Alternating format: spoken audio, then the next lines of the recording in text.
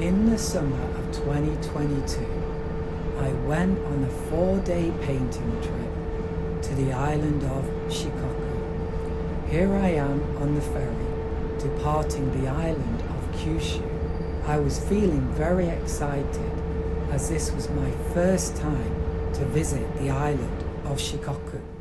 Although there were many things I wanted to see and paint in Shikoku, the main one was the lighthouse. And this is a photograph that I took of the lighthouse. And this became my reference image for the following painting. However, I made some changes. I decided to do a closer up view of the lighthouse. I also raised the sea level because I wanted the sea visible in the final painting. The sea crossing took only 1 hour and 10 minutes.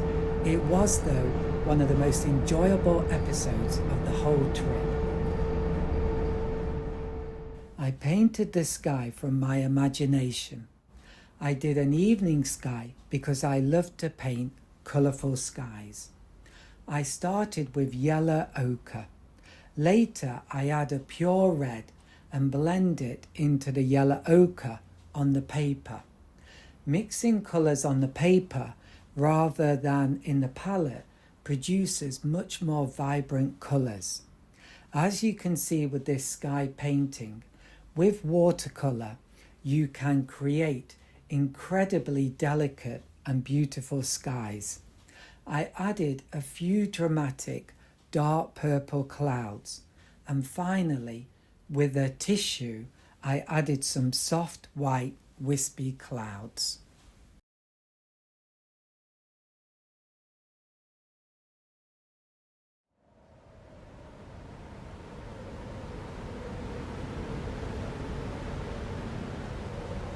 During the sea crossing, I enjoyed seeing ships at anchor out at sea, and in the far distance I could see Oita City, which is where I live and where my journey began. The next step was to paint the lighthouse. I wanted a light purple grey colour.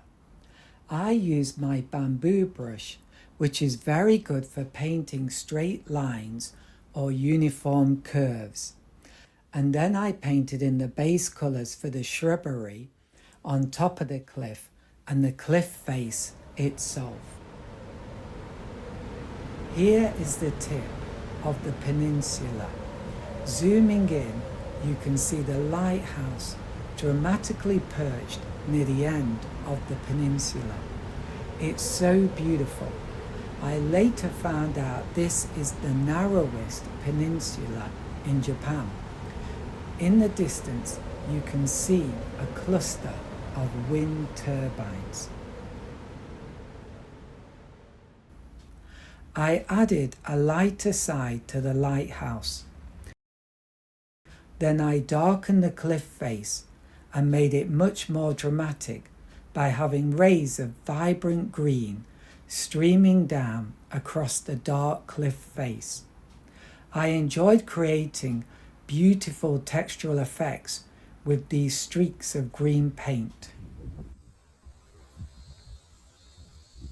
I arrived in Shikoku and found this beautiful spot. Over there is the peninsula. I was standing next to this bright red beacon. I think it indicated one end of the harbour where the ferry had docked. Looking past the beacon towards the peninsula, you can see the wind turbines again, which are all in a long line. Interestingly, from this viewpoint, the lighthouse at the end of the peninsula is not visible. And I saw this Japanese fishing boat, and it looks so beautiful. In fact, the whole scene looks so beautiful that I just had to show it here. Maybe one day I will try and paint this scene. Then with my liner brush, I add the dark areas and details of the lighthouse. It's starting to look good. And I add the sea, which is just a few dry brush strokes. I drove along the peninsula and arrived at the lighthouse car park. Here I came across a large map. It was also very windy here. Little did I know that it was quite a walk from the lighthouse car park to the actual lighthouse. But the walk was wonderful, and one part in particular was magical. This was the part through a dense forest of stunted trees. All around me was the sound of cicadas, and the light streaming through the trees was so beautiful, as were the bright orange patches that the light cast over the ground. Next to the lighthouse is a beautiful stunted tree, and I wanted to paint rays of light streaming down through the tree. In reality, you probably cannot see anything like that, but I just think it looks beautiful.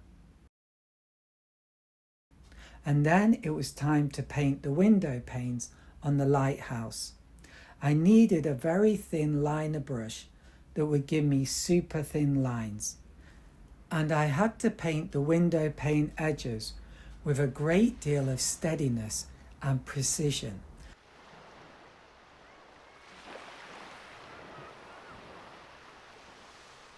And this is the view of the lighthouse that I used for this painting.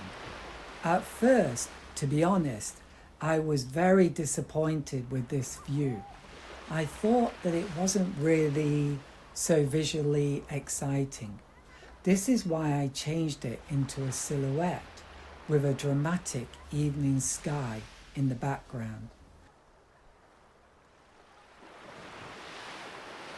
Then I added some birds circling the lighthouse. I think this little touch really adds to the overall painting and creates a dynamic element.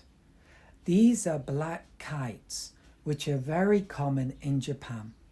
I love the shape of these birds, especially the tips on the end of their wings, which are called primaries. I thought the cliff face was still too light and darkened it even more. I often have to strengthen dark areas and colours in my paintings. Back at the car park, I saw this amazing sunset.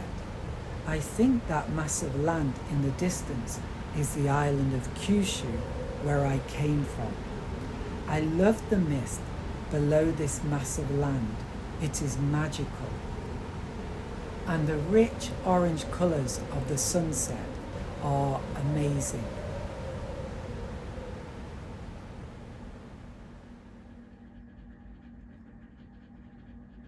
The final touch is to add my signature. I never used to sign my paintings. To be honest, I always thought it was kind of spoiling my paintings, but I later found out how much it meant to buyers. And even then, when I did add my name, I only used to do my initials or add my initials. But then I realized that people who buy my paintings at galleries might never learn my name. So I finally decided to write my full name. And here is the finished painting and two others that I did. I sell originals and prints on my website, garethnaylor.com. There is a link in the description. Bye for now.